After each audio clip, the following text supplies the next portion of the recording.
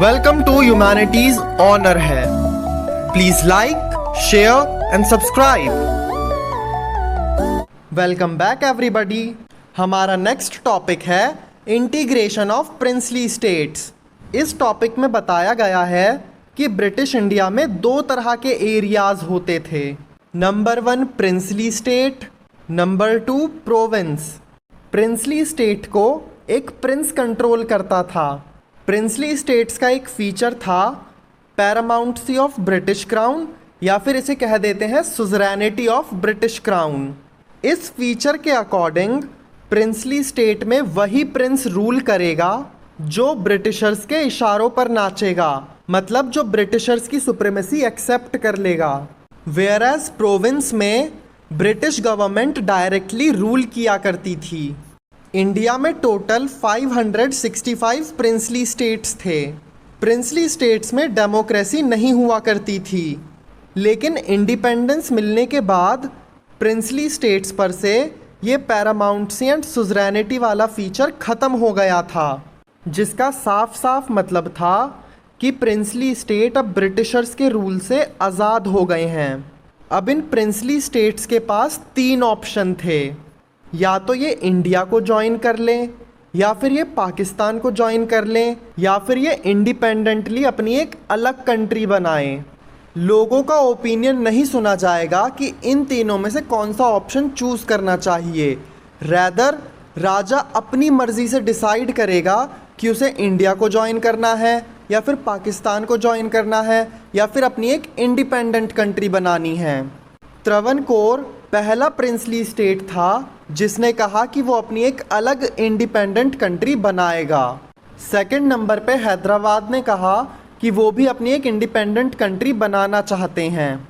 सभी princely states को India में जोड़ना वॉज वेरी इंपॉर्टेंट, वरना इंडिया में बहुत सारी छोटी छोटी कंट्रीज बन जाती। सरदार वल्लभ भाई पटेल ने इन सभी प्रिंसली स्टेट को कन्विंस करा था कि आप आकर इंडिया को ज्वाइन करो। ये इंडिया के फर्स्ट होम मिनिस्टर थे। ये इंडिया के फर्स्ट डेप्यूटी मिनिस्टर भी थे। इन्हें आयरन मैन ऑफ इंडिया भी कहा जाता है, क्योंकि इन्होंने 565 प्रिंसली स्टेट के रूलर्स को कन्विंस करा था कि वो इंडिया को ज्वाइन करें। इन्हें एनसीआर लीडर भी कहा जाता है। एन से होता है नेशनलिस्ट। नेशनलिस्ट का मतलब होता है एक ऐसा पर्सन जो सब कुछ अपने देश के भले के लिए करता हो। फिर सी से होता है कैटलिस्ट। केमिस्ट्री में कैटलिस्ट उसे कहा जाता है जो किसी भी केमिकल रिएक्शन को बहुत फास्ट कर दे। सिमिलरली सरदार वल्लभ भाई पटेल भी एक कैटलिस्ट की तरह थे, क्योंकि इन्होंने ही बहुत फास्टली सभी प्रिंसली स्टेट को इंडिया में ज्वाइन करवाया था। और आर से होता है रियलिस्ट, मतलब ये हर प्रॉब्लम का एक प्रैक्टिकल सल्यूशन ढूंढते थे। 1918 में हुआ था खेड़ा सत्याग्रह। इस सत्याग्रह में सरदार वल्लभ भाई पटेल ने भी पार्टिसिपेट किया था। देखो, खेड़ा के 2 हिस्से हो जाएंगे, एक हिस्सा ये और दूसरा हिस्सा ये। तो फाइनली ये कुछ ऐसा दिखेगा। इस वाले पार्ट को आप ऐसे 8 बना सकते हो, तो इससे आपको याद रहेगा कि खेड़ा सत्याग्रह हुआ था 1918 में।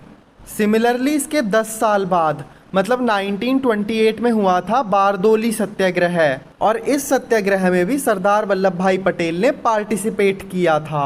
बुक में बताया गया है कि उड़ीसा में 26 स्मॉल प्रिंसली स्टेट थे। गुजरात के इस नीचे वाले पोर्शन को कहा जाता है स्वराष्ट्र। इस रीजन में 14 बड़ी बड़ी प्रिंसली स्टेट थी और 119 छोटी छोटी प्रिंसली स्टेट थी। सरदार वल्लभ भाई पटेल ने इन 565 प्रिंसली स्टेट्स को इंस्ट्रूमेंट ऑफ एक्सेशन साइन करवाकर इंडिया में ज्वाइन करवाया।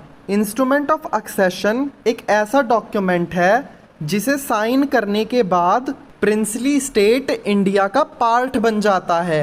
अब हमारा नेक्स्ट टॉपिक आता है गवर्नमेंट अप्रोच।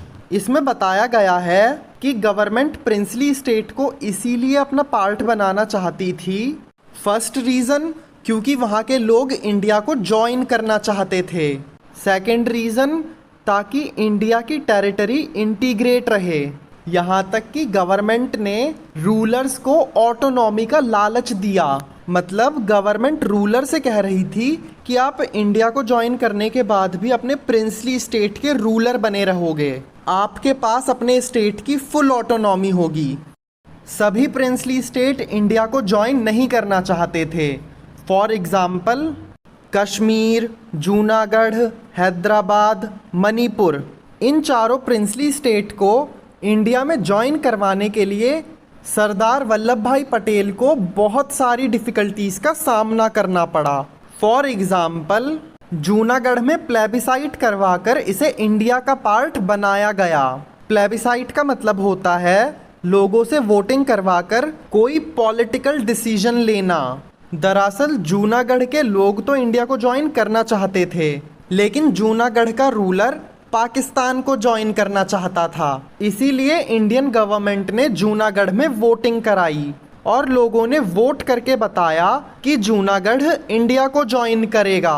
हैदराबाद और मणिपुर की स्टोरी हम इस चैप्टर में पढ़ेंगे और कश्मीर की स्टोरी हम पढ़ेंगे रीजनल एस्पिरेशंस वाले चैप्टर में।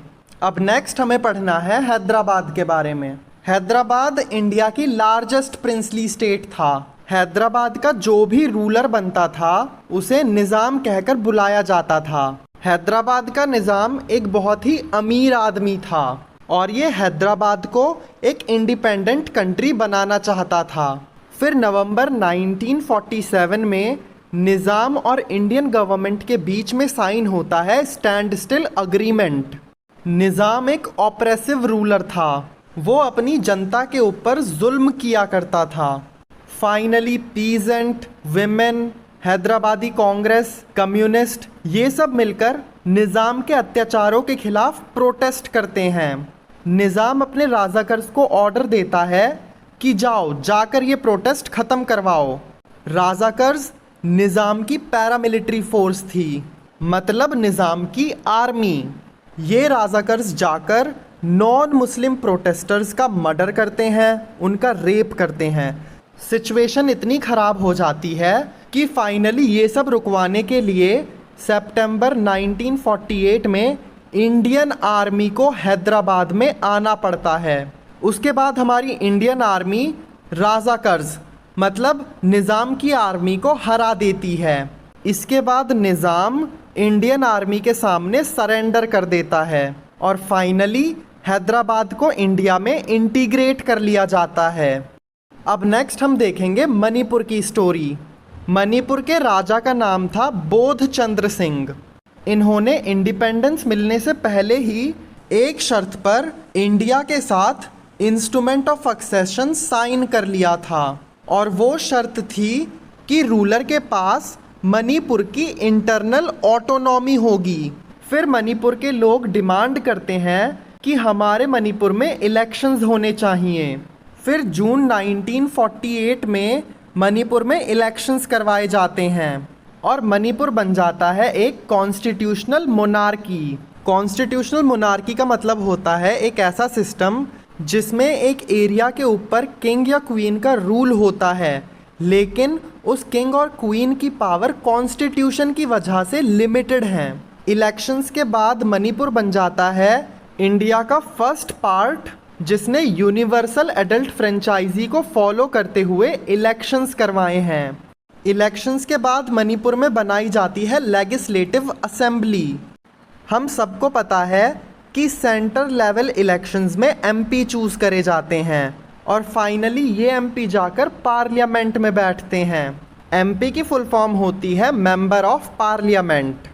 सिमिलरली स्टेट लेवल इलेक्शंस में एमएलए चूज़ करे जाते हैं और ये एमएलए लेजिस्लेटिव असेंबली में बैठते हैं। एमएलए की फुल फॉर्म होती है member of legislative assembly. Similarly Manipur की लेजिस्लेटिव असेंबली में कुछ एमएलए कांग्रेस के थे और कुछ एमएलए दूसरी पार्टीज़ के।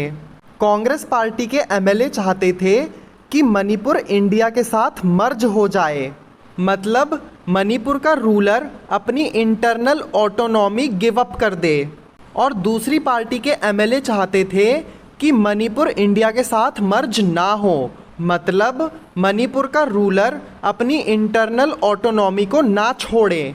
बट फाइनली सितंबर 1949 को मणिपुर का राजा इंडियन गवर्नमेंट के साथ मर्जर एग्रीमेंट साइन कर लेता है और अपनी इंटरनल ऑटोनॉमी को गिव अप कर देता है। तो आज के लिए बस इतना ही। अब हम मिलेंगे नेक्स्ट एपिसोड में, तब तक के लिए keep studying, keep working hard. टाटा, बाय बाय।